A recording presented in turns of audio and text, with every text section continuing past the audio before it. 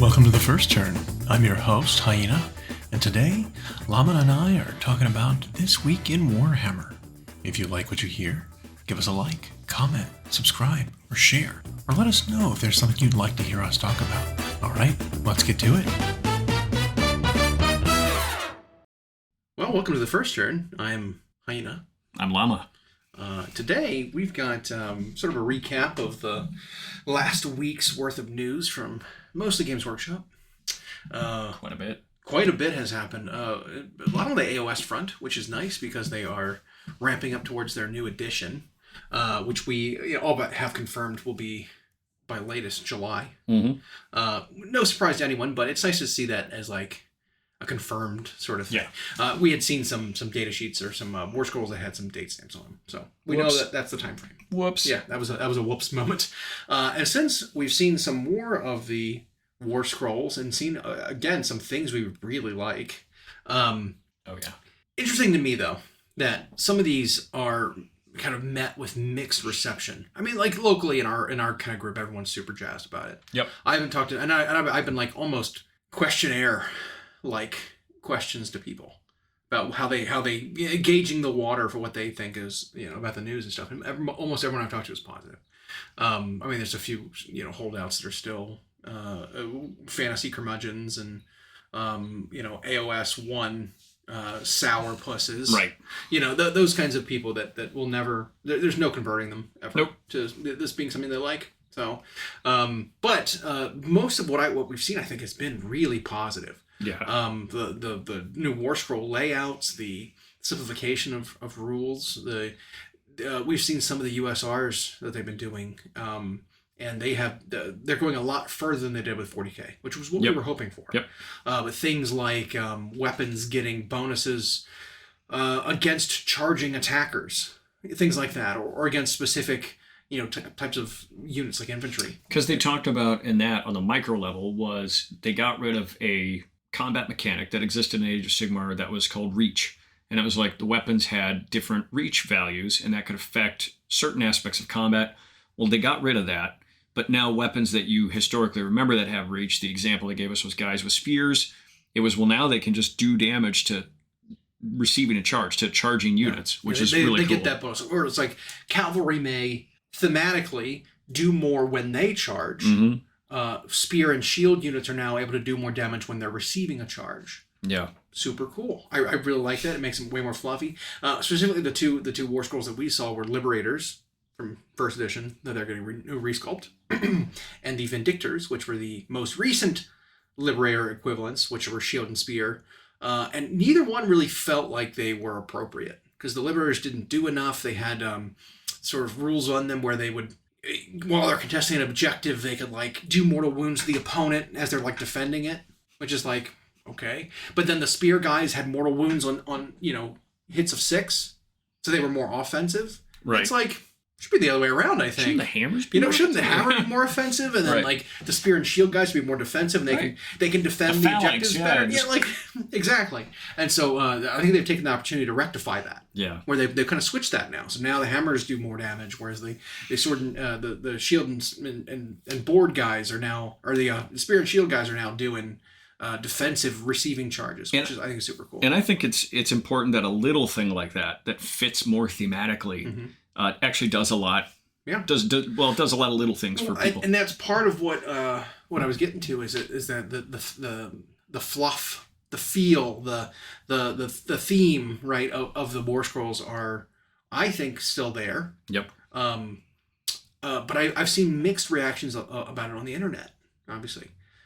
More like, well, they're dumbing down the War Scrolls to make them less fluffy. And I'm like, how?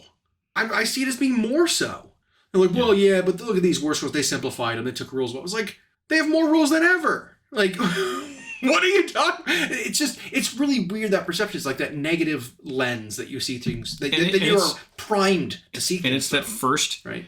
You know what? I actually think every iteration of rules for every one of their major games, and it might be the case in other games that I don't pay attention to, the first reaction is always that. A lot of people immediately say they're dumbing down the game. Right. They're watering down the rules. And then it's just not the case. Right. If anything, AOS's rules seem to be expanding greatly. I mean, I would say they just feel tighter. that these war scrolls are a little more. They have a little bit more going on them, even. Yeah. But fewer like obvious flags, right? Because they've turned some of them into like keywords now. Yep. Instead of putting a blurb of text on the actual war scroll that says champion, one model in this unit may be a champion. The champion gets +1 to attacks with its melee weapon. Instead of writing that entire thing out, now they just have the bottom that just says champion. Right. Right, which will mean that defined somewhere else. Yep. Or like, having a rule that says, well, you get +1 AP when you're attacking infantry as like a blurb on the thing. Now it's just a bracket after your weapon that says anti-infantry -1 or +1 rend. Yep. It's like, okay, well there you go. Like that those 6 characters just was a paragraph that they left off. And think of in the games that have always been credited and have tight rules at their like Mark II version of War Machine. Mm-hmm. When I would watch the games play, because I didn't really play it, but you'd have these guys engaged in a combat between 2 units, and you'd hear them say things like that, just rattle off keywords. Well, my guy's got tough. Well, my guy's got this. Well, my guy's got whatever. Mm-hmm. Defend. And they always just know what it means. How much easier is that?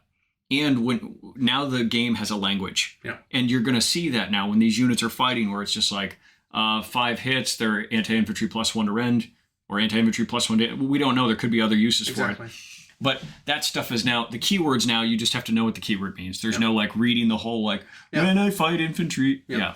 And so it was kind of what they tried to do in 40K, which was a little bit of a test, I think. I think so too. But they didn't go far enough. Nope. We've said before. Anti-infantry could be anything, like they're showing here. It could be a bonus to hit, a bonus to wound, an extra damage, an extra rend, like anything. Mm-hmm. You could be anything anti-infantry, +1 attack against infantry, whatever. And they can define that up there.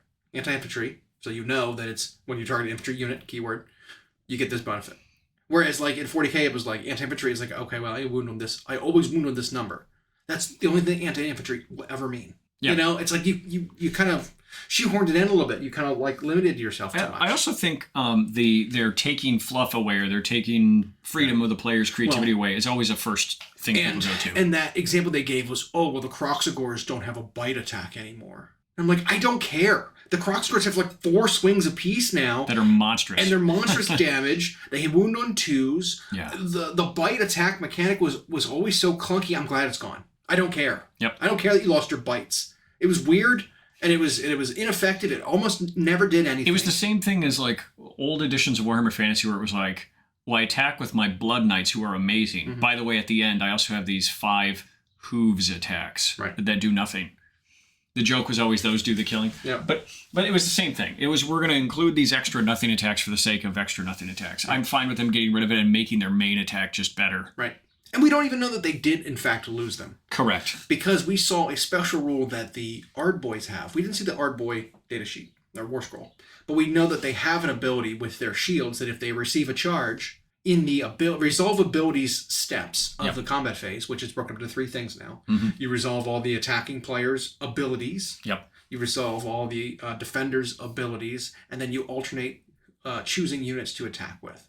That is still broken up into fights first, fights, and then fights last.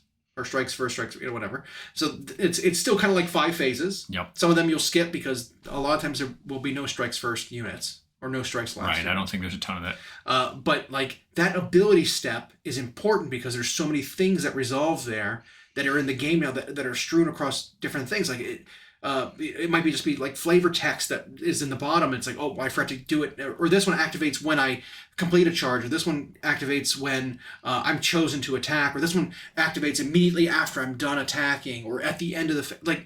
there were so many different places that these different abilities would resolve. And now it's like, well, if you have an ability in combat, it's all done before you fight.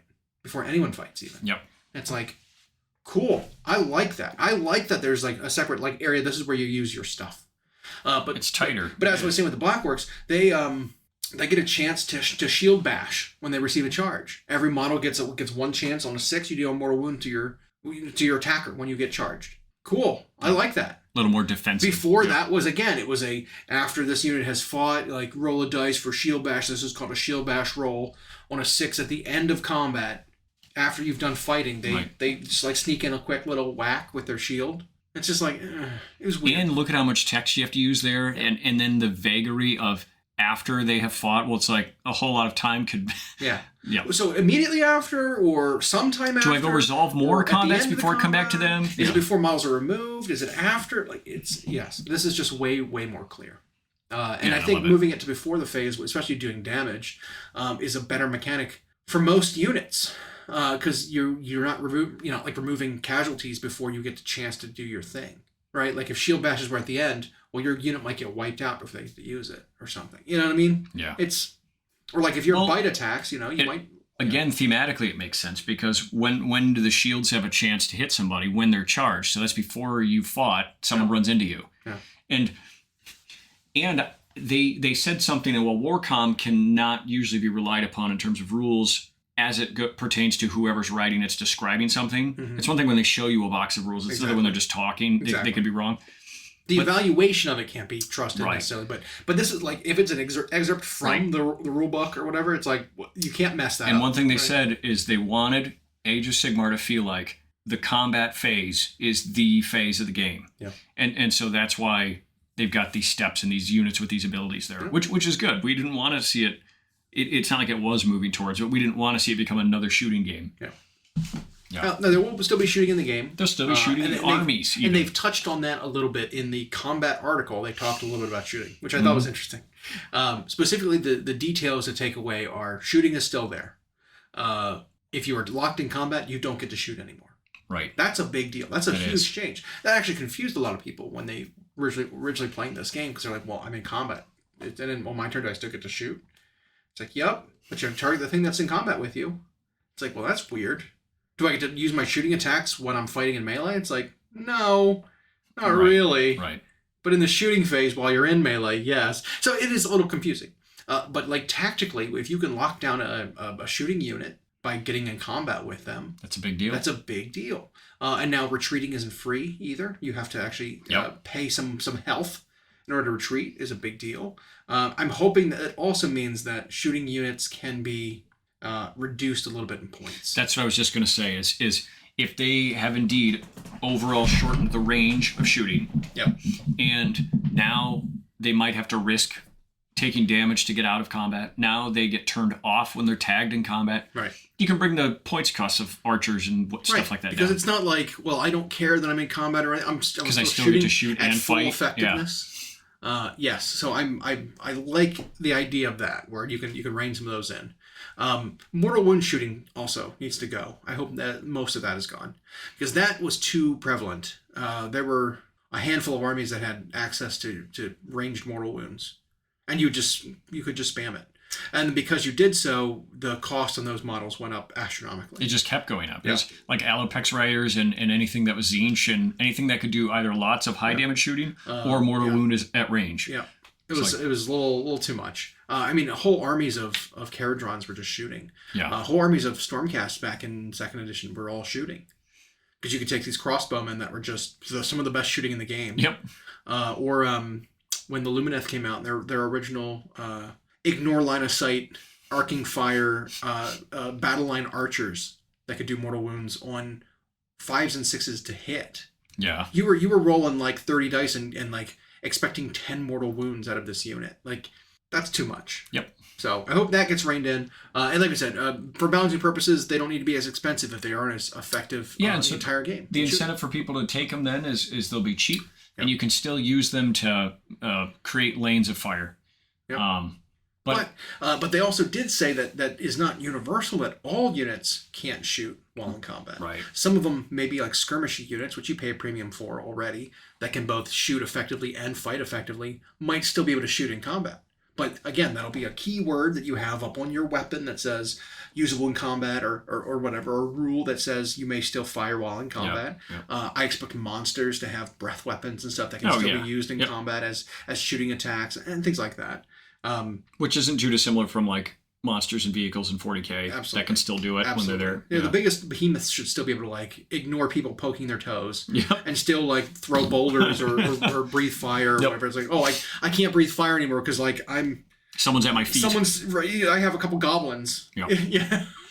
So I thought that was a really, really good part of that preview. I thought that was great. I think that now you and I are maybe biased because we've not so secretly loved Age of Sigmar, but so far in the teaser, in the lead up to this thing, the rules they've shown off have been some of the best we've seen for one of their main core games. Absolutely. Like just in terms of generating excitement, in terms of improvements, in terms of the tightness of the rules, when every rule is telling you the who can do what and when. Yeah. I mean, a lot of the folks we hang out with are big time tournament goers. Yep. And usually when you see like things happen for an army in like 40K, there are massive complaints about something changing, right? Everyone that I've talked to about these changes has been like, man, everything they've showed is just they're just knocking it out of the park. Mm-hmm. I like everything, and it's like that is a cool precedent to set with this. Yeah. That people who all of this is very positive. Who haven't really touched the game since like second edition. Yeah. A lot of people are actually, they've been talking to me about trying to get back into it again, especially for this, or new people that never had any intention of playing AOS are now all something like, okay, new edition, this looks pretty tight. Okay. We don't talk about them much because we don't mention many groups by name, but I had read a Goonhammer article that was from either yesterday or whatever, but a guy said he went to his last 3.0 tournament, and he had a great time at the event. He went 3-0, but more than that, he talked about how Age of Sigmar 3.0 has been his favorite game, had the best rules of a game he's played. And so he was like sad that that's ending. But he's like, all I really hope is that 4 has like these 2 cleanup things. And 2 of the things he mentioned are things that they've already covered on Warcom that are coming. Yeah. and it's like, but the one thing he also said was not only that the rules are clean, because it's among games, if you talk to some TOs, it's one of the games that has the fewest judge calls, where someone actually raises their hand and has to shout for a judge, because the rules are not hard. But he also said it's the best line of miniatures that exist in tabletop minis. Hands down. And I think those 2 things in combination with the hype they're generating, the fact that AOS has no competitors within its own company right now leading up to this launch, could mean a hugely successful turn for an already successful game.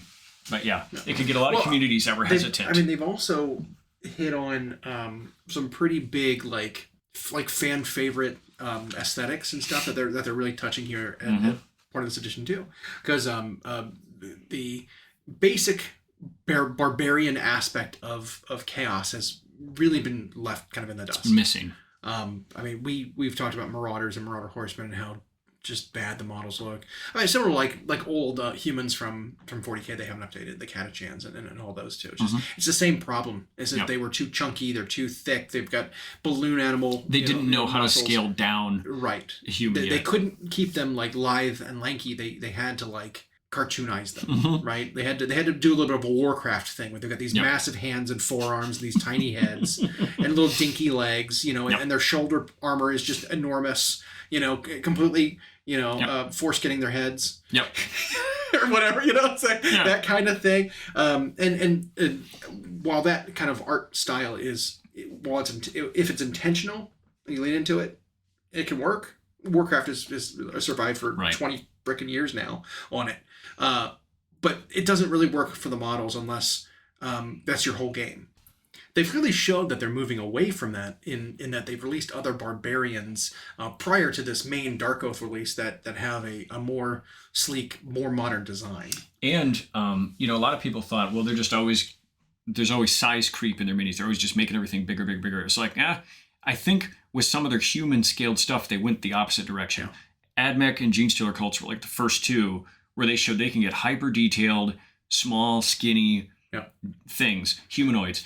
And then they did the Cadian redo. Yeah. Well, they did the Sisters of Battle, which were also very small humans. Hyper detailed, too. Hyper detailed. So, but I think part of it's the photography that really does it, because you don't really get a really good sense of scale when you see it in a photo. No. Because there's so much detail there. You're like, this has to be enormous. It's a big chunky thing. This has to be marine sized. And we've been misled with size before. Yep. Right? Like when they released the Mega Gargants, they had figures that they put out that were painted and next to other models for scale, or they put numbers of how tall the things were, and then when you actually get them, it's like, no, this was not the right size. This is not the size you advertised. The Mega Garments were supposed to be 70% taller than a man crusher, but he's really only like 25% bigger. Yeah, they had originally claimed it's as tall as Archeon, and I have the two next to each other on my shelf, and it goes up to like the top of Dorgar's neck. Yeah. But the wings in Archeon himself are still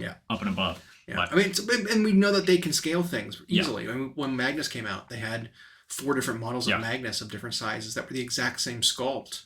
Yep. That they were like, well, we don't know which one we want to release, which size. And they brought a bunch to a trade show then to show people. I still think they chose the wrong size one for him. They chose the one size too big. The one size too big, yeah. And I think they did a really good job with Mortarion in scaling him for that size. But like that's generally like the body size of how big Magnus should have been. He's it's like silly how big he is. You know, like he's bigger than greater demons. Yeah. Like he is. It's just too much. and like moments in the fluff aside, they should have, for game piece purposes, just like normalize him a bit. Yeah. And then of course now we see these Dark Oath, and again you're seeing them in pictures all just next to each other. Yeah. So some of them seem pretty big, but I know when we get them. Well, we have some Dark Oath. I just was assembling Bellacor's Legionnaires, and it was like how little and lithe the pieces are compared to the Chosen and Knights I was putting together. Or just the Warcry warband for the Dark Oath Savagers. Yeah. I mean, that's basically the blueprint of what these guys are going to look like. And so we already have... I found that one guy, by the way. Didn't find the rest of them. I don't know. It doesn't make any sense. Yeah. Only found that one guy. Yeah. Maybe you did borrow it from and somebody bro or something. Yeah. But between those, the Stormcast is getting a facelift. Yeah. The old chunky... And, you know... I know at first there was a lot of negative reaction to that because second edition really got a lot of people into it. Getting rid of all the sacrosanct stuff and not continuing that either aesthetic or that even keeping those models and producing those models anymore. Because that's ultimately why things are getting cut. Well, is that kits are being... And I had always thought that artwork for that female Sequitur was going to be the iconic imagery of Stormcast because it was so good looking. And then it's like, oh, nope, it's gone. I guess. Yeah, but looking at those models again, because I did a reorganization of my whole collection to see what I need to think about and what I need to do with. Yep. Looking at those models, it's like, okay, these aren't great. Mm-hmm. Even the old Paladins, looking at them again, compared to a lot of the newer chunky Stormcasts, it's like, okay, these are not. These show a little bit of age, even though they're plastic and they are newer. Right. But they are editions old. The art has changed. It's like these don't look great. I'm not terribly upset that a lot of these are going. I wonder if we'll see that happen. I know that when it's like Stormcast or Space Marines, they'll redo and redo and redo. Yeah. But it does make me wonder that if like they find what their technology can push through their plastic that matches art, if they'll just keep doing that every now and then, it's like, you know what, we found a slightly better way to make this look. Yeah. But I know a lot of the old first edition stuff is getting replaced. Yep. We know that already. We don't know exactly what, but it is coming. We've seen the one new unit so far. Yeah. But obviously there's rumors. Yeah. If it's anything based on the trailer, most of the stuff we see in there is going to get replaced, and that includes prosecutors, which are the winged guys. I hope they do those wings better because those pointy, those were a nightmare. I almost wish they'd be maybe not quite to that degree, but it was like St. Celestine's where they were a little more ribbony than they were pointy. So I was thinking of like if you look at the flames on the back of like the Frostheart Phoenix, that kit. If you can think about that, it's like feathers. It's like layered feathers on top of other feathers to do the wing, and then there's like a plastic piece that fits the back of the wing. That's sort of like I haven't seen that kit in a while. It's like a conjoined like flame that follows the whole back. Something like that, where it's more solid sheet. Holes instead of a bunch of toothpicks, conveying a bunch of like sort of celestial energy in like a sheet, as opposed to like you said, the toothpicks that all break or like stick to each other. Or they even did two versions of those to begin with. They had the starter box versions and then the regular kit versions that were just longer which ones. Were funny. The starter kit ones were tiny, like the wings were tucked back and they were little. They came out the full ones and they were like they were enormous. They were unmanageable, and they were also on 40 mil bases for some reason. Like that was nonsense to me. They didn't even have like a ground footprint that matched what their body was up above. Like that was a big problem with it because they would always just like tip. Like look at the Celestin Prime, who was basically a prosecutor lord. Mm-hmm. He was on like an 80 mil base. And his wings were not that much bigger than theirs. No. Honestly. But he fit his base, right? Like, he was fine. The prosecutors absolutely were not. So I'm glad that if maybe that will be redone, it'll be done better. So, But then the other fan favorite from Fantasy, which they did a sort of a background article and kind of explaining high key points of the Skaven history. They explained sort of what they were up to in the old world and in the new world, and they're the big bad guy, and obviously they're getting a lot of attention in this edition, which they've desperately needed. Yep. Part of it is line trimming, right? They're trimming down a lot of what they have. And going to be giving us new stuff. We saw the Clan Rats. That's all we've really seen officially so far. And they didn't show us all of them. They showed us like... It's a handful of them. Yeah. It's because it's a unit of 20 or something of new models. Maybe it's like 10 and 10. You can, build some head swaps pieces, and weapon swaps. that deal. But I was looking at my old Clan Rats. I'm like, oh, do they really need to be updated? They look all right. And you see the new ones, and it's like, okay, yeah. They don't need it. I'll take it. I did that with Termagant. Those look great. I'll take it. But because they're featured heavily, they're going to get an enormous release. I don't think Dark Oath are going to get that much more than what we've seen. We know there's a character unit coming from the Warhammer Plus show that is matches the aesthetic, and they'll have better than normal Dark Oath kind of rules. But I think that's the extent of what they're going to get probably. Whereas Skaven, outside of their starter box, which will be 6 or 7 units new, will probably get I think many more. I think they'll have a wave too of other kits in addition. So I'm very excited about that whole update. That's it gets me going. yeah. Tyranids experienced that. Yep. Not quite as many, but yeah, it was they had a bunch that came new in the starter box, and then a bunch of kits that came out after. So yeah, it's going to be great for them. and again, because it's a favorite, and people always like the Skaven. There was actually a funny bit in that article where they were talking about just a couple paragraphs talking about how Skaven are actually probably the real good guys across all the stories. I mean, kind of like how you kind of say Tyranids, tongue-in-cheek, sort of are the good guys of the galaxy because everyone else is evil, right? Like everyone else has horrible agendas. The Tyranids are useless. They just want to eat. They're completely neutral, and they just just want to consume the galaxy, and in doing so, maybe do some good, by removing all the evil. They're learning how to eat Necrons that are kind of evil. They're learning how to eat chaos entities that are evil. So it's like, well, maybe they are the good guys swooping in to just cleanse the galaxy. Yep. But they don't even know that's what they're doing. But, they're just, but Skaven are kind of like that because they pointed out in the article that there were multiple times where the Skaven saved the world. And specifically Lord Screech Vermin King, who has a very wacky history. I wonder if he's going to become a little more of a focal point. That would be kind of neat. I mean, he is sort of a greater demon. And so like making that a focal point for an army it would be a little weird. It's a little unheard of. They don't really do that. The army doesn't really revolve around Scarbrand. Nope. For Blades of Corn. Blades of Corn, but maybe Lord Screech will be a bigger influence. But they talked about how he averted the inversion of Shaiish that was going to consume all the realms that Nagash was doing. Yeah, it's Necroquake. And so there was a story about how he had enacted a plan where he had these gutter runners or assassins or whatever go and pillage the pyramid. But they had this great plan, and then the plan turned out and they were just like smash and grab, stealing stuff, which was a really funny story because you thought it was more grand than that. Right. But dislodging all these like different stones and gems and jewels and stuff that he had, kind of put it into an array that was there for a reason. Yep. Interfered with his ritual and it like screwed it all up. Yeah, it was like rearranging the plates in Cerebro, and so Charles can't see what he's supposed to see.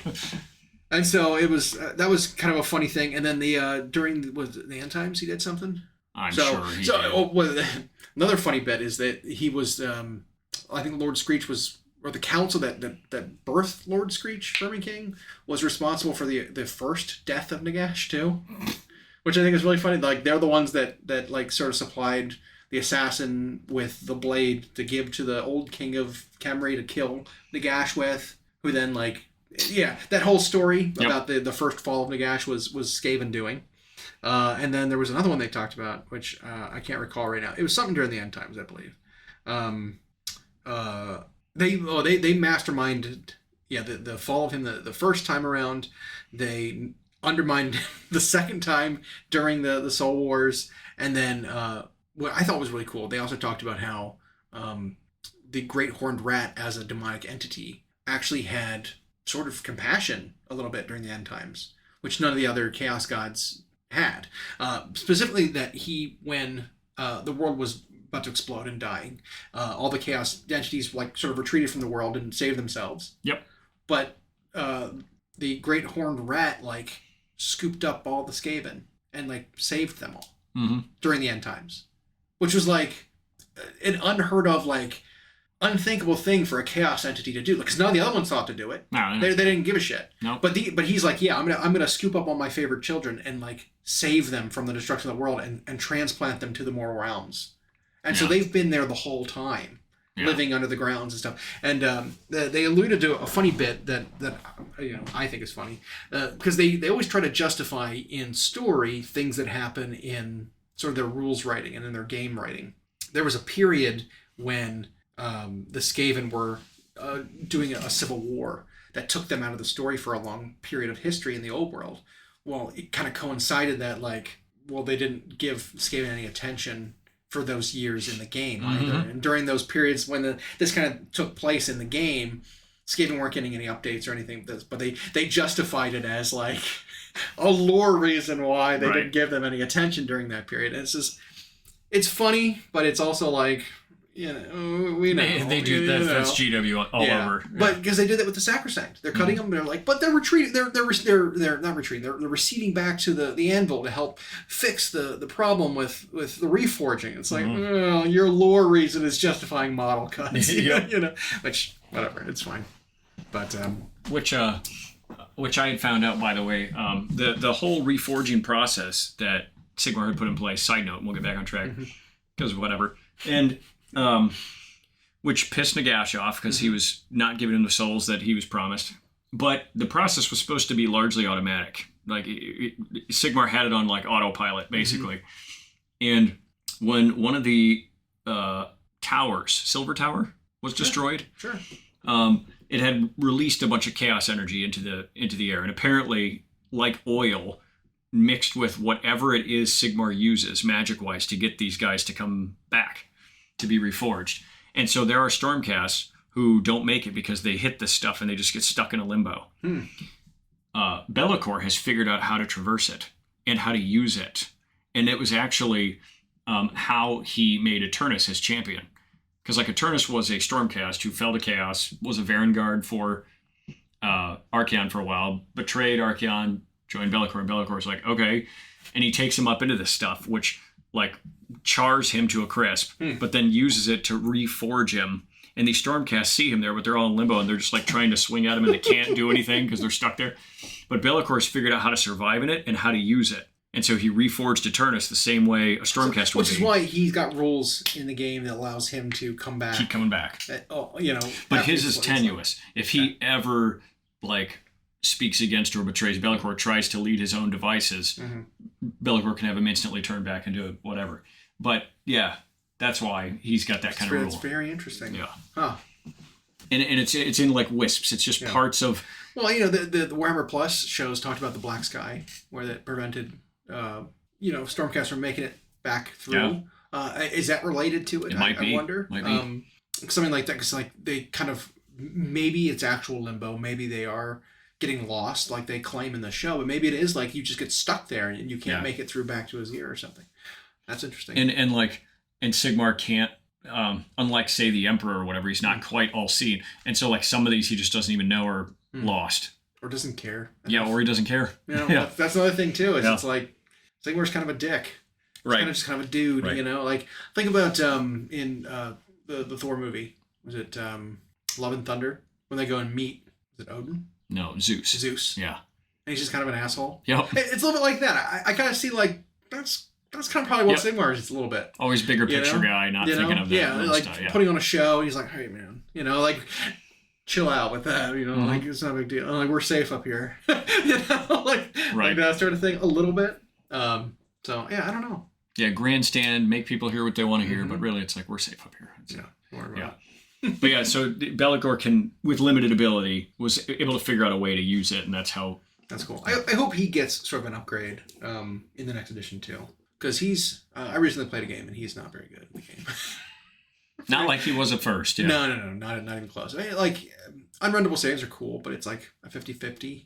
Yep. And he's got like 14 wounds. It is not healthy. Like, he does not survive. And in this game, having 14 wounds is pretty weak, right? Like, like a unit of 10 Stormcast Eternals has 20 wounds. Right. Right. So having 14 on one guy who also degrades in the current edition, and you get worse, is not great. If he had, say... Well, and you're a great big target that, like, that everything can get to. And you cost twice as much as the wounds of a guy who's much smaller than you. So, like I said, 20 Liberators right now, or 10 Liberators right now has 20 wounds, and it only costs 200 points. This guy costs 340, and he doesn't put out... He doesn't have the durability of 340 points. Right. You know? And so, like, I hope that might change. He gets kind of... I wouldn't mind him being up in the 500-point range and actually being badass. You know? Because that's... The 300-point range is for, like, middling sort of heroes that are powerful. 500, when you get in the 500-point range, you're like, okay, you're talking the demigod this guy's characters, good. yeah. When you get up to 700 points, then you're a demigod. Mm-hmm. Belcor's not a demigod, but he's a very powerful demon prince. So he should be a little bit better than he is. But we'll see. We'll see what happens. Like they had announced, or said in their announcement that they were looking at every model that they're planning on keeping, obviously, and comparing them all to one another, doing internal and external balance on everything, and making stats reflect what they think the unit should And we'll see how far they went with that. Yeah, I mean, I think they've already started. I think there's some good signs. I mean, what I thought was really funny is for 3rd edition here, one of the updates they did a month ago, is they gave Kroxigors a 5th wound. Yeah. Well, in this next edition, the Kroxigor are getting a 6th wound even. They're up to 6. So it's like, okay. Like, maybe you're thinking the big chunky boy like that should have more health. You know, maybe they're planning on doing that in general. Where it's like big chunky guys like them. Your Okroids, your Kurnoth Hunters, and all these things should be kind of up in that higher health pool. Maybe that'll bleed over into monsters having bigger health pools. I mean, we didn't see it with Nagash. He still only had 18 wounds. Or was it 20 now? Regardless, it's not enough. But maybe they'll be expanding that a little bit, where things will have bigger health pools because they need to stick around a little bit longer. Yeah, or even if like we said, if some keywords mean something, and then of course index versions might end up different than their proper versions in the short term. Yeah, it does sound like a lot of weapon options for War Scrolls right now are purely aesthetic. So like Liberators with shields or Liberators with double hammers they're not planning on making them different. They'll just have one stat line, and it'll just be purely aesthetic, whether you want them to be dual wielding or not. Which, I have mixed feelings on. Mm-hmm. Part of me is like, yes, I like this because I like to just choose based on how I want to model it. I don't have to worry about ripping arms off later. But I kind of wish it was like, maybe there should be something different that you do if you've got more, defensive option as opposed to more offensive option. But an army like that has so many different units that something else will fill that role. So I don't care that much. So whatever, it's fine. I'll find something else that can, fluff wise do what I want, and then maybe my Liberators will all just be defensive and again, when they get their battle tome, it might be different. Right. They might have more options. We talked about that already, but that's how Termagants were. When they came out, they only had the Fleshbore option in their index, and then in the Codex, they have 5 guns now. Yeah. We'll see. I hope they have both options, but I do too. When it gets that kind of thing would be where I'd agree with complaints about losing flavor and losing fluff. If it's just like, well, we don't care what weapon you have. You do the same thing. That feels a little like diminished to me. Yep. But the rules for the unit itself is better. It's hard to complain that much, So, but yeah. Otherwise, we've got. Well, they gave us a tiny update to 3.0. We also got a meta watch for AOS. In addition to all the new stuff coming out, I guess as a last hurrah for events that are wrapping up the edition. Mm-hmm. There was a decent little update. I don't think they gave us stats for how they're doing army wise or across the different armies, but there were clearly a couple things they did want to address. Mostly like fixing some weapon ranges for now for big fat units that can't get a lot of attacks in it. One of them they pointed out was Putrid Blight Kings. Yep. Because they are really thick boys. They don't. Yeah, they're on 50s. Yeah, they don't get many attacks in when they're in bigger 40s, units. But they're big round guys. Yeah, so they get an extra inch reach, which is huge. Alariel's Beetle got some reach. Spite Revenants, which I thought this one was weird. Spite Revenants got 2-inch reach, which are just the little like claw spirit trees. They got reach, which is like, okay. I didn't think their arms were that long. They have branch arms. It's interesting. But I think it's all just gearing up for the fact that 4th edition is going to have just that 3-inch reach on everybody, just engagement range attacks. So making it a little smoother. They also touched on one of the Flesh Eater Court's command abilities, command traits that maybe was a little too good. I think it was one that was just like auto picked every time. Yeah. So that's fine. I mean, that's expected. It's a very recent book, and it can have some things tweaked. There was one mission that I was reading. Somebody said they hope goes away. And is it limited resources or what's that one called? But there's one that basically kind of like leaves both players at the beginning like, well, we don't know what we're fighting for the first little bit because stuff comes in kind of random or piecemeal. There are a couple missions that do that. And they just didn't like that. Where like the mission or like the objective in the center of the board like moves around. Oh. Which I know one of them specifically is like there's 3 objectives on the board. Or maybe it starts with 5 and then like 2 of them go away. There's one like that. And then there's one where there's a 3rd objective in the middle that like can either shift left or right. And you roll randomly a d6, whether it's the center, middle, or the center, left, or right. And it's just like you can just get really screwed over by just something randomly moving. Yeah, so, you commit to something and then it just goes away. Yeah. And again, maybe that's something to play around, but it can create a negative play experience. I think we'll probably see pretty generalized missions as far as match play goes. Which I'm cool with. Yeah. And then in addition to all that, we got some points updates. Yep. Which is funny because at this point it's like, is this just moot? Like, does it really matter that much? Right. And we got some point changes. Like I was looking at most of the lists that I had already built with the previous points after I'd updated the app. And it really, most of my lists freed up like 20 or 30 points overall on each of them. And it's like, that's not enough points to make a difference in any way. Right, you can't add another unit. So like maybe it's like, okay, we can add an endless spell, a cheap one. Or maybe you made some points cuts to take a lesser hero. Now you can upgrade it to the one you want. Something like that, I don't know. I don't know how much of a difference it makes. There was nothing that was really huge in terms of points increases. No. So I mean, it's the 10, the minus plus or minus 10 usually. When Archaon goes down 20 points or 10 points or whatever it was, it's like on an 800 point guy that doesn't give me anything really. Yeah. Maybe it makes a very specific list fit. It could be, or something. But mostly it's up or down 10 points. Some rare cases are 20 points, which is the biggest swing I think they've done. I guess maybe there's one endless spell that went down 30, which is a pretty huge point change. But it's like that specific endless spell had no business being that many points anyway. It was really, really bad. So one thing I thought was hilarious was the fact that the Skaven Deathmaster, which was one of the only plastic Skaven models to come out in the last 10 years, right? Yep. They had one assassin, they had the Warlock Bombardier engineer sort of model with the rocket. Yep. They had a couple of Underworld warbands. Yeah. That was it. But this assassin came out, I believe, at 180 points. It's so high. And we laughed at it. We laughed at it because it's like 180 points for this guy. It's like, okay, what does he do? Well, he's got shooting attacks. He's got melee attacks, a bucket of them. They all have a chance of doing cookies for mortal wounds. He's got a 5-up save, and he's only got like 5 wounds. It's like, okay.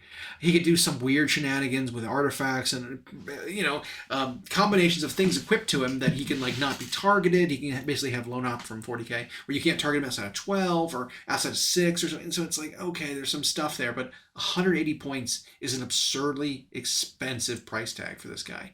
I'm like, there's no way that's where he's going to stay at. And so this was, a year ago or whenever he came out. And every single points update we've gotten, he's come down 10 or 20 points every single time. And again, he came down again. He's now down to 100 points. The Ogre Myrmidon is the same thing. From 180 he's down to 100. And you know what? I still think he might be like 10 points too many. Yeah. I think at 90 points he's fine. 100 points is still overcosted. The Ogroid Myrmidon, which is the Spear and Shield Ogroid character. Do you remember how many points he came out with initially? He was like 160 and then just has like gone down 10, gone down 10, gone down 10. and he's 100 points still, and it's like, eh. At 100 he's really good. Yep, he just doesn't actually buff anything. Right. He gets a roll on the Eye of the Gods table. He has attacks that can explode. Yeah, he doesn't do that much. Nope. I was looking at Stormcast units, and a lot of them are like that too. They're like $130 for a guy who just attacks. Just a guy. Yep. It's like, this isn't worth it. Once per game, he gets to issue a command to a Stormcast unit for free. Mm-hmm. He generates 1 extra CP per game. That's not worth the 130 points. No, I'm like a 6 wound guy or whatever. 5. 5. The guy was like 5 wounds. And it's like, this isn't worth it. They took away his mortal wound shooting, and now he's just normal attacks. It's like, this isn't worth it. But you're right in that. So I'll back up a little bit on the Ogroid. Some people he was starting to show up in lists. Okay. Towards the end, because they would get to the point where they were building, and it's like, I've got 120 points. I've already got 2 sorcerers. What do I do? And so they'd like, I'll throw him in. Now, again, he doesn't free up anything by coming down 10. Right. But, I mean, he's just got 4 swings. just 4 swings. Goblin characters have 6 attacks. Yeah. And if he takes damage, he gets +1 to wound rolls. But it has to be in the same phase, which means he needs to get hurt before and survive. He attacks. And then attack. Yeah, it's just not great. Nope, and it's like, if the Kroxigor stat sheet, the Kroxigor War Scroll is something to go by, and they make more monsters like that with trade-offs, right? You decide maybe Crocs hit harder, maybe some guys have more swings, but they don't hit as hard. Or they have a better save. Maybe some guys have better saves. Yeah. And then you make the character version of that similar. Then I could see the Ogrids in general getting better. Yeah. Especially with Dark Oath getting such a feature because they're a part of that, kind of. Yeah. The other army that got a ton of... I mean, most armies got points decreases. But another army that got a ton of them... I mean, obviously Stormcast, most of their characters got reduced because they still have so many. But Lizardmen, Seraphim got a ton of points decreases. More, okay. Yeah. On things that, again, were just so overcosted. That is an army that I think is going to look drastically different in 4th edition. Mostly because I think the design mentality for having vastly different ways to play within one army makes it very difficult to balance. Yep. Look at Stormcast, right? They have the same thing. You could do Stormhost, which means you're just on the foot. You can take some Season Sigmar models with you. Or you can do the Lightning whatever, where they like Deep Strike in. Well, those 2 different armies, the models cost the same, no matter which one you use. But one is vastly better than the other. Like, being able to Deep Strike half your models, like half your units, is huge when there's abilities that let you deal mortal wounds when you come in, or synergies where like a character lets you Deep Strike outside of 7 instead of 9, so you can guarantee a charge on the first turn, or something like that. Kind of thing is so much more valuable than you can bring some human auxiliaries, right? Like that's not the power level of them is just not the same. But it's hard to balance the points for when units do it in one or the other. Well, Seraphim are like that. The Coalesced, which are the sort of feral dinosaurs that are living dinosaurs living in the realms, have some damage reduction, but it's not enough of like a benefit over top of like the skink heavy summoning celestial demon sort of draconic star formation, whatever. The Starborn Seraphim are just so much better with the same models. It's just you can't balance those 2 things against one another. The internal balance is so bad that I think that army is gonna come out looking very different. Well, if we're to believe the formations, which I'm surprised they went with that word after the stigma it created in 40k 7th, but the battle formations, which will look, I imagine, a lot like the 40k 10th detachments. Well, now you don't have to worry about those army types being so drastically different, because now it'll be probably a formation that just kind of gives you some rules that look like that, and whatever units you throw in, there'll probably be an incentive to play certain ones, but whatever units you throw in now, it's more balanced that way. And again, that goes back to people think that they've taken some of the flavor out of list building by making these detachments or formations, and I disagree with them. I think it adds more flavor Because they're more thematic. Well, they're thematic, You know what I mean? without restricting Yeah. what units you can use. Yeah. Because the first take they did on like Decurion detachment and formations, and then the early battalions in Age of Sigmar, told you specifically you can play these models and get special rules for these models. And then you were incentivized to only play those because they got all the free stuff. Yeah. Well, now it's like we saw with Codex Space Marines or whatever. It's like, well, you can play whatever Marines in a Vanguard detachment you want. It'll look like Raven Guard plays, but really you can play whatever. Or this one will look like how Iron Guard or Iron Hands you'd think of them, but you can really play whatever chapter you want. I think that's what we're going to see here. It's like you can be the star whatever guys, but you can play this one that feels like the feral dinosaur whatever. So I think it frees up stuff, and then you are no longer restricted as the hobbyist in terms of what you want your army to look like. Yep. Which I think allowing that aspect to flourish is what keeps people in it. Because like how many times do we see people just chuck armies when it becomes bad? They had no attachment to it. They bought it specifically because they needed to run it for a tournament or for a specific edition. And they flash painted it for the same reason. Like, I don't give a crap about this. Just chuck it. Trade it to somebody else for something, for a different game even. Because it's like I had no attachment to this. I have attachment to my models. Yep. I think a lot of people do still have. I think most people do. Especially in Age of Sigmar, I think. I think Age of Sigmar is one of those ones where the models are so good that you do have, like, appreciation for them. And a lot of people have, like, attachments to them. Even if they're not good, I still want to, like... But I also know some people, besides me, who's just always hesitant to paint his own stuff, is they don't know what to paint them because, like, well, I don't know which chapter, which sub-faction, which whatever's the one I really want to play. Yeah. And they're afraid that if they commit to one... Well, now that's what I'm stuck playing because of WYSIWYG. Now, anytime I play the game, I have to go with this storm host because that's what they're painted as. They're painted gold and blue, and it'll confuse people if I don't play them as that. It's like, and now with the formations, it'll be like, nope, you can paint them however you want. Yep. And just say you're playing this storm host, and that is freeing to the hobbyist, which I think it'll take people a while to get used to that. Yeah.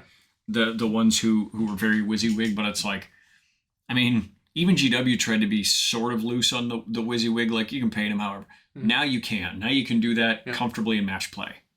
So I'm all for that. Which I like. I mean, I did that a little bit myself anyway. I came up with, I don't usually follow paint schemes for official chapters or whatever. Unless you really like them. But yeah. Right, unless you really like them. Mostly because of this kind of thing.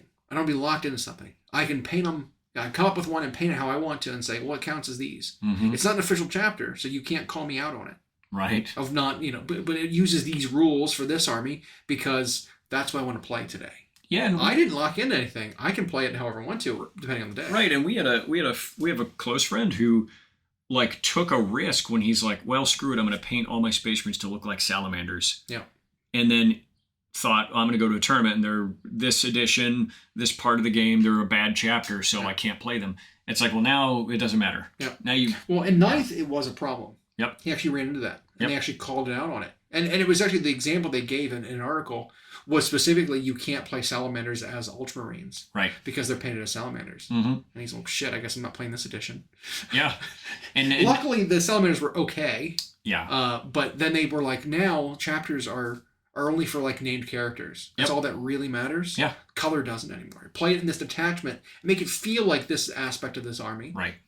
But guess what? Different chapters fight in different ways. It's maybe like, they focus on one aspect, but that's not the only way they fight. You tell me that like Iron Hands don't have scouts?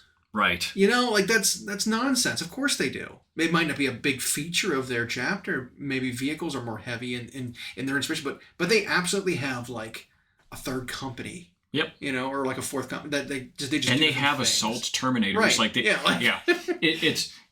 It's every Space Marine chapter knows how to fight like Space Marines if they have to. Exactly. And not even just Space Marines, any army. And so, because it was the same with like Tyranid High Fleets, it was like, well, do I paint them like Leviathan because that's the one that's got the rule? It's like, nope, now you can paint them however you want and just take the detachment that feels Leviathan-y. Which is great. Yeah. A huge step in the right direction. And it doesn't even seem like one that's like a logical stretch. Like, so why wasn't this always a thing? Yeah, it's almost embarrassing. It was like figuring out to put the cap on the bottom of the ketchup bottle. Like, why did it take so long? Yeah. It was that kind of like, yeah. Yeah, good point. So, yeah, I'm pumped. I'm excited to hear more info. We have more coming out tomorrow. They even said, and I'd like this aspect is that at the end of their articles, they're saying the next time we're going to give you information about this is this day. Yeah. I like that. Good. Don't have me wait. Don't have me guess. Let me know when to log in and go look, because I like. So did they skip their regular Heresy Thursday? Yeah, I didn't see it. I didn't see anything for Heresy today. Interesting. I don't think so. They swamped us with this stuff instead. Which I'm Yep. Yeah, if I look back through, it's Lore Masters of Orcs. Bretonia was yesterday. No, that was yesterday. New AOS yesterday. It was all AOS today, which I love. Love it. Is it too much time? Too much anticipation building? It is. Because you are dealing with a generation of short attention span folks. Yeah. So they have to keep giving us crumbs that are interesting. Yeah. To keep us interested. They did it with 40K 10th. And even though people thought that initial index hammer period of like 3 months was long, I still think it was better for the game. I think it allowed them to tweak going into codex stuff. And I think with this, we'll see something similar. We might not wait as long for Battletome Skaven and Battletome Stormcast. It might not be 3 months. Right. But maybe. But we're also curious to see what that looks like too. Yeah. Because that's, again, we've said it multiple times. It's like, it's some of this stuff is time to go digital.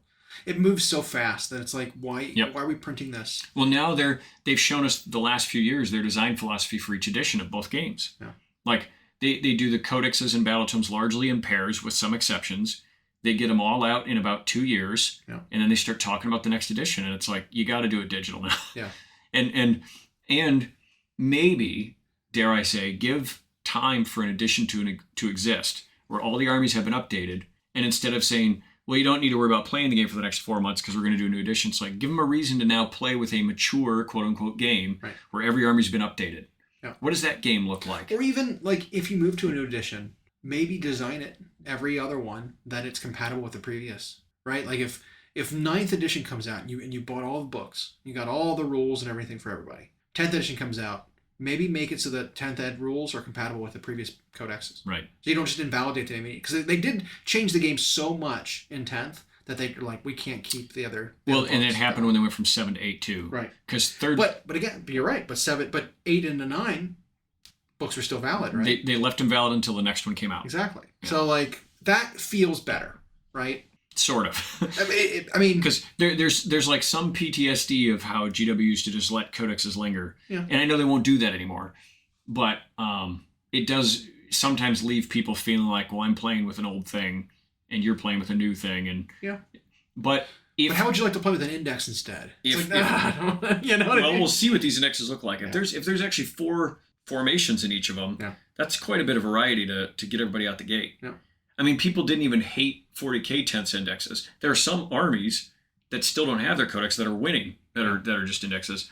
But you are locked into kind of a way to play. Mm-hmm. So this might be more variety. This might even be better. Yeah. They might even be able to let it run a while, and but not too long, or you end up with like a Realm of Chaos situation from Total War, where their plan was to let that run for a while, and it was like, people hated it. This is bad. Yeah. After 2 months I'm bored of this mode. Give me my Immortal Empires. Which is really funny. But I think, speaking of that though, I do think they learned a lot from Realm of Chaos, because I think they pulled a lot of that, like reinforcements and siege barricades and stuff. They pulled a lot of that into like Cathay's, and like starting with the Cathay expansion, or Total War 3, I guess. Mm-hmm.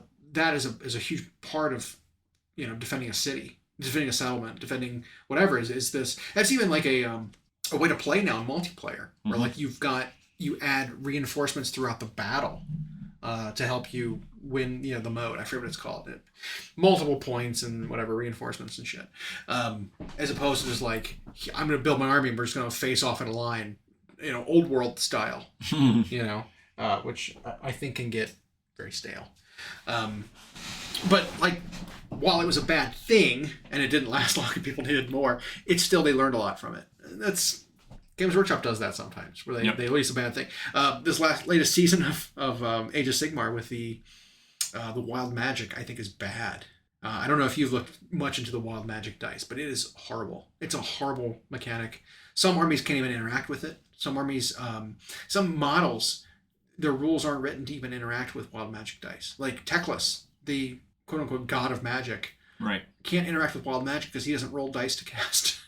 So he can't add bonuses and use any of these Wild Magic dice from this. It's just, it is so bizarre. But I think they'll learn stuff from it. Whether it's things that we like for universal spell lores or something that we'll learn something from it.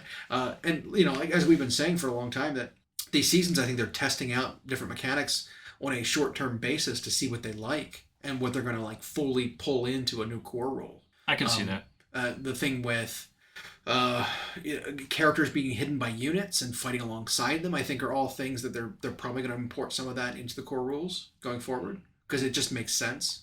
Lookouts are not just being this -1 to hit from shooting attacks because it's like some armies just didn't care. Yeah. Right? Like we were talking about the Lumineth shooting was all they really cared about is hitting 5s and 6s to hit. Yep. To get mortal wounds. Well, if you have a -1 to hit a character, oh darn, I'm not hitting on a 3 anymore, I'm hitting on a 4, but I still need 5s and 6s just farming 5s and 6s to kill your character. Yep. I can see you from across the board, ignoring line of sight, and just kill any character I want to in your army. Even though they're hidden amongst other dudes, I'm just going to pinpoint that guy. That was a problem. So not being able to target a unit outside of 12 with shooting attacks, as long as they're screened, I think is a fantastic mechanic that they need to keep in the game.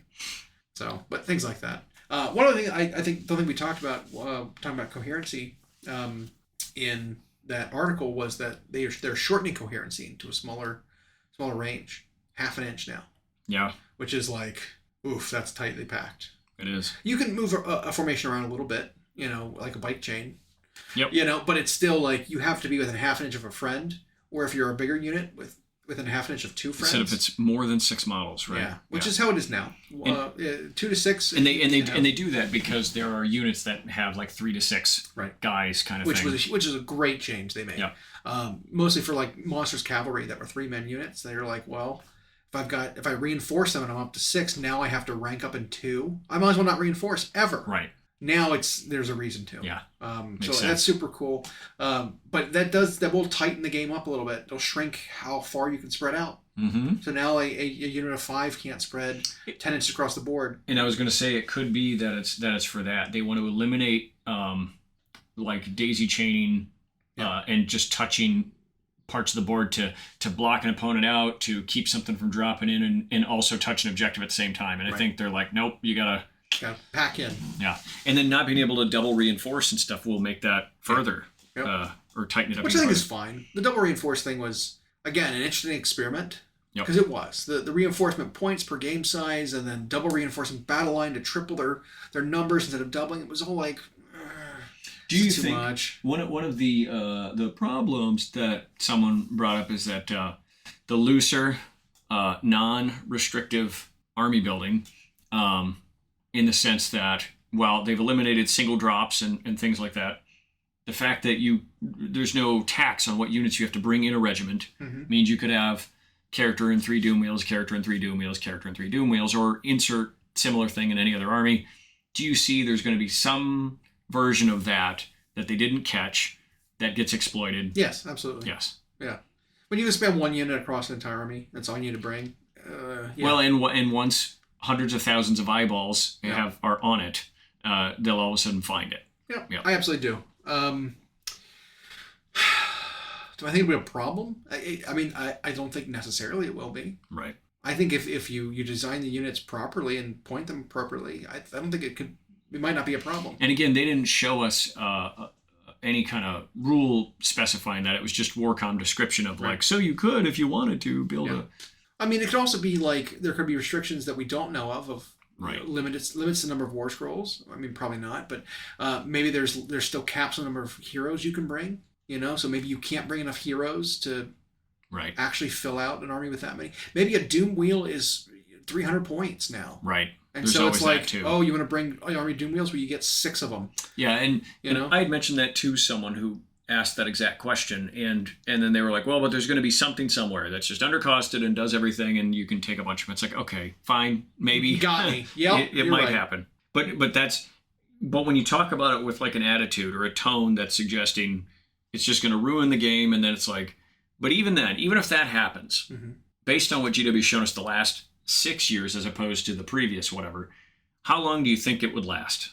And then weeks. I don't feel sorry for whoever the idiot is that Who bought then goes 24 boxes of this unit. Who then goes and buys Yeah. $1,000 of that unit to spam it, and then the first tournament comes up and they fix it, and now you're stuck with that, and you're complaining that you spent all this money on it. Yeah. You were complaining that sort of thing exists, then complaining that you spent that money on it. Yeah. Like, you wanted to cheese the system and go something that was clearly not intended. Yep. Clearly something that was unfun to play against and unbalanced, and they're going to fix it. Don't get into it. Don't you do it. Yeah. You know, like if you want to do it for one tournament, you could like borrow it from everyone, like your friends all around you have it and you play that army, fine.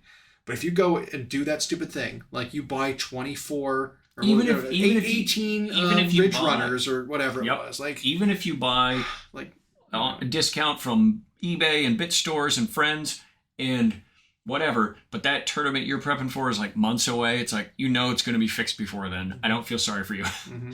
Like, yes, something like that will appear early on in the game, I'm sure. Yeah. But it'll be something dumb. It'll be like an army that's being cut that they didn't put much attention to.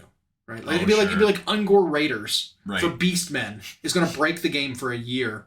Not a year, but like they have a year left on their lifespan, and that's going to be one of the armies that's like, well, this is busted because I can run 200 Ungor Raiders that have 3 shots apiece, or something. Nothing withstands that much fire. Like, Cygors are only 120 points. I can run, 12, 14 of these. They get 2 shots now at flat 4. Yeah. So I'm going to run 8 of them and throw 16 flat 4 damage shots from 36 inches out, re-rolling hits, or whatever, yeah. And you're right. It'll be something like that. That's just getting like indexed basically, or getting legends. Yeah. But I fully expect the legends stuff to be, released one time, and then not really balanced much beyond that. Right. Because that's what happens with a lot of legends stuff. They set them at one point, and then they either get left behind in terms of rules by other armies that cost the same amount, or other things cost cheaper and are better, and so they end up being this weird thing where it's like, well, I'm even going to play Legends Army because unless you like it for fluff reasons, it's a suboptimal choice. Because they're not going and rebalancing them compared to new stuff. No. That's not how it's going to go. No. This is just a framework of like, if you want to play old stuff, here are some basic rules for them. Because they did that you can still play Bretonnians in AOS to this day because they have Legends rules. Yep. And their rules are bad. Yep. Like any of that stuff from Legends is just like, how many points is this? This is really, really expensive. So you're right. Whatever the case, it won't last long if it's an egregious breakable thing. And if it's something that they see happening in multiple places because specifically of that ability to take however many of that unit, then they'll probably do a rule of 3 type thing and rein it in. Rule 6. Yeah. Something. I just don't think it will be the problem that was worth an attitude, Mm-hmm. Because so far everything's just looked great. No, I have literally 0 complaints about anything we've seen over the new edition. Just excited. It's phenomenal. Yeah. It's some of the clearest, most concise, well-written rules. Like I like wording even on any of it isn't like, it leaves no room for question. Yeah, that's one thing I haven't heard is someone read a rules box and then be like, well, but if technically, no. I haven't heard any of that. It's like, oh, this says who can, what can, when can. It's like, yep, that's what they need to do. Even if it means making tough cuts around the game, make it so you know when it can't happen or what can't happen. Yeah. That's a big deal. Yeah. Love it. Yeah. Just like you got to know. Nope, I didn't have it there. I didn't have the joke there. Not censoring yourself. Just no joke. No joke. All right, well, you want to eat? Let's eat. Yep.